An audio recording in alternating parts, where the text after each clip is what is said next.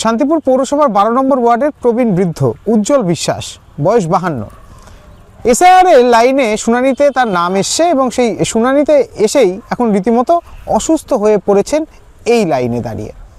তড়িঘড়ি তাকে উদ্ধার করা হয় এবং তাকে নিয়ে যাওয়া হয় ফুলিয়া ব্লক প্রাথমিক স্বাস্থ্যকেন্দ্রে।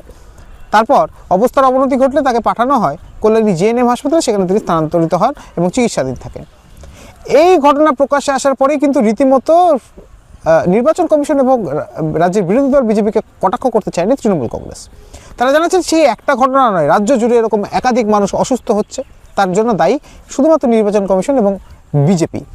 অপরদিকে এই ঘটনা অর্থাৎ এসআইআরের যে শুনানি প্রক্রিয়া, আর সেই শুনানি প্রক্রিয়া এসে সাধারণ মানুষকে ব্যতিব্যস্ত হতে হচ্ছে, বিশেষ করে বয়স্কদের। বারবার বয়স্কদের বাড়িতে গিয়ে হিয়ারিংয়ের জন্য জানানো হলেও সে কথায় কর্ণপাত করা হয়নি, এমনটাই অভিযোগ তুলছে তৃণমূল কংগ্রেস। যদিও তাদের দাবি সাধারণ মানুষের পাশে থেকে তারা সর্বক্ষণ এই এসআইআরে যাতে বৈধ ভোটারের নাম বাদ না যায় তার জন্য লড়াই করে যাবেন।